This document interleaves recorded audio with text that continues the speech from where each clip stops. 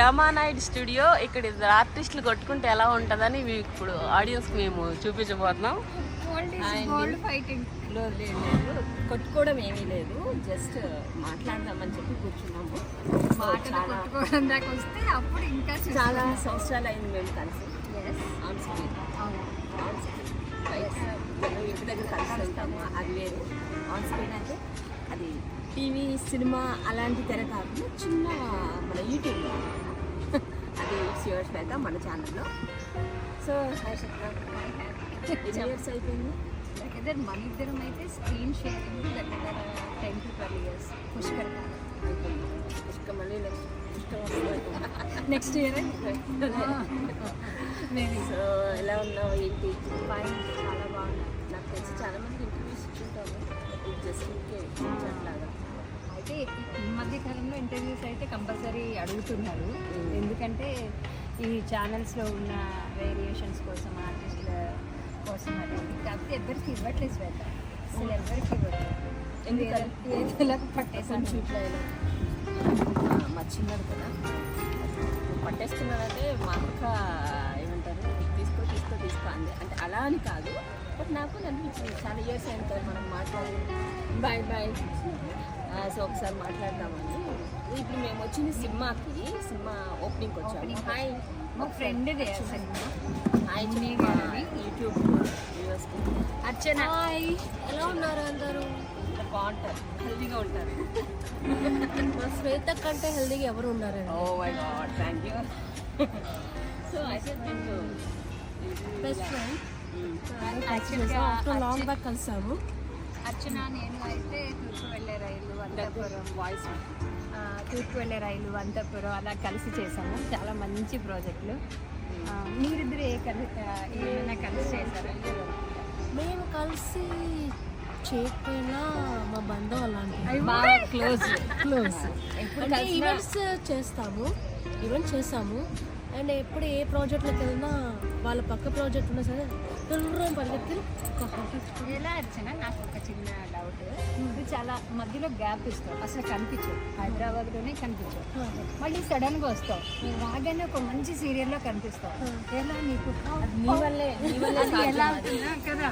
అది నాకు ఒక గాడ్ గిఫ్ట్ అనుకోవాలి. గాడ్ గిఫ్ట్ అనుకోవాలి. యాక్చువల్లీ మధ్యలో బ్రేక్ అంటే కొన్ని సిచ్యువేషన్స్ అలా వచ్చాయి, ఫ్యామిలీ ప్రాబ్లమ్స్ వల్ల. మళ్ళీ అన్ఎక్స్పెక్ట్గా నేను మళ్ళీ వచ్చింది ఏంటి అంటే కార్తీక దీపం. మీరు అందరూ చూస్తూ ఉంటున్నారు నా బేబీ క్యారెక్టర్లో. సో మంచి ప్రాజెక్ట్ వచ్చింది. నేను సర్ప్రైజ్. నేను చేసిన కొన్ని తక్కువ సీరియల్స్ అయినా మంచి ఫేమ్ ఉన్న సీరియల్సే చేశాను. ఉత్తర బొబ్బ, తూర్పు వెళ్ళే రైలు, మధ్యాహ్నం స్లాట్లో కూడా కనిపించారు ప్రసాద్ గారు, కాకినాడ ప్రసాద్ గారు. మీరంతా combination. That is Madhura Nagarilo serial. అందులో క్యారెక్టర్ చాలా చాలా ఎంతమంది జనాలు చెప్పలేను. దానివల్ల వీడియో రావాల్సింది స్వప్న ఒక వీడియో కంటిన్యూ. ఓకే, నేను మిమ్మల్ని క్వశ్చన్ అడుగుతాను. నా యూట్యూబ్ అయినా సరే ఏదైనా ఓన్ చేసేసుకోవాలి. ప్రేక్షకులారా, నేను అసలు ఫ్రెండ్షిప్ కలవడానికి వచ్చినా ఇంటర్వ్యూ ఇవ్వడానికి వచ్చినా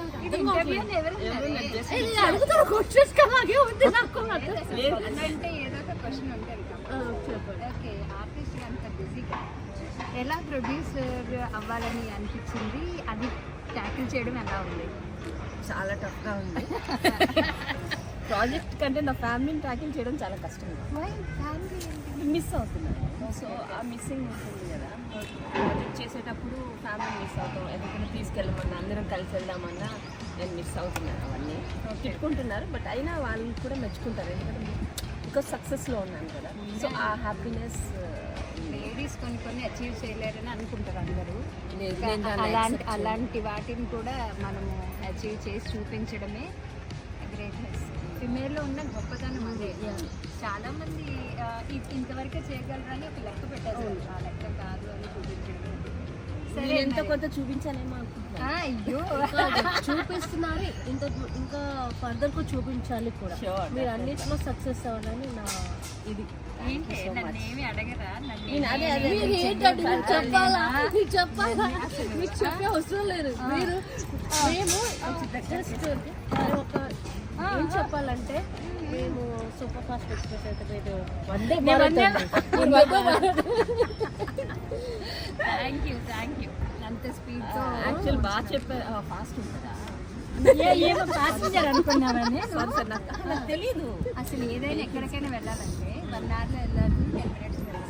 That's why they call it Vande Bharat. Vande super Bharat. Fast.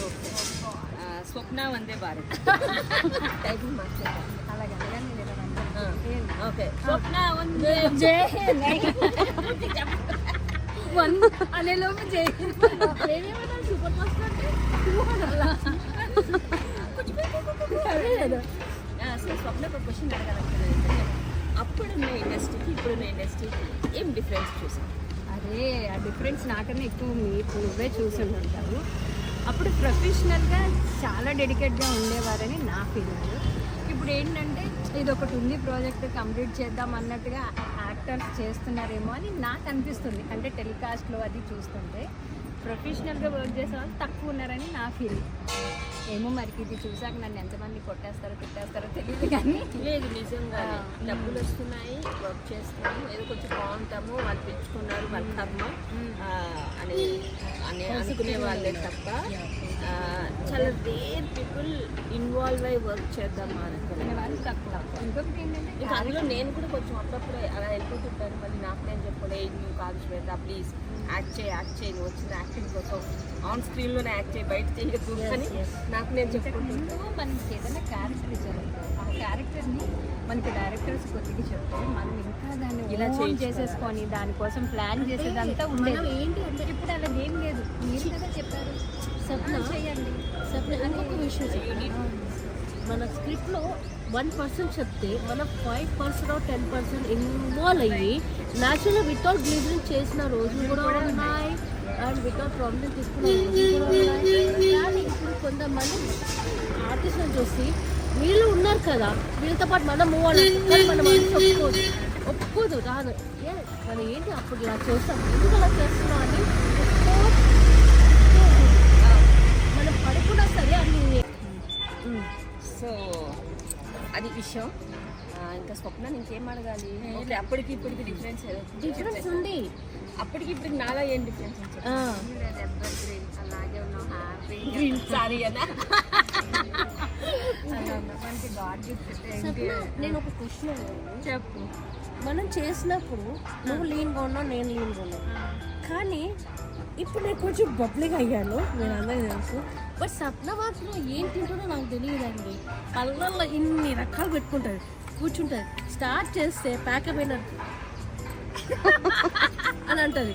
అది కరగో తిరగో దీని బాడీ కూడా అంతే అండి పెరగదు తరగదు. ఏం తింటావు అని అడిగారు కదా, ఏం తింటావు కదా అసలు ఏమి తిందు కనుక అలా ఉంది. అసలు అన్నిటికీ నో చెప్పదు. ఇది ఒక కామెడీ ఏదో ఉంది కదా, ఎలా సన్న కావాలి అంటే మీ అమ్మ అన్నం తినేటప్పుడు పొద్దున్న టిఫిన్ పెట్టినప్పుడు అను, మధ్యాహ్నం భోజనం పెట్టినప్పుడు అను, నైట్ డిన్నర్ పెట్టినప్పుడు అని అది సీక్రెట్ అది అనమాట. అయితే సప్నం చేస్తే మన అందరం ఫాలో అయిపోతామా తలుపడమా ఇలా అమ్మా అంటే తినాలి. సో అదే ఊరికే కాసేపు చిట్ చాట్ చేసుకున్నాము. మీకు కూడా నచ్చినట్టు లైక్ చేయండి, షేర్ చేయండి, సబ్స్క్రైబ్ చేయండి. శివర్ శ్వేత, ఇప్పుడు నేను మీ శ్వేతనే. ఇలానే ఆదరించండి, లవ్ చేయండి. Thank you Swapna, thank you Archana. అందరం ఏంటి ఇయర్స్ తర్వాత మళ్ళీ ఎక్కడ కలిసారు అది పోని చెప్పండి. రామానాయుడు స్టూడియోలో మూవీ ఓపెనింగ్ వచ్చాము.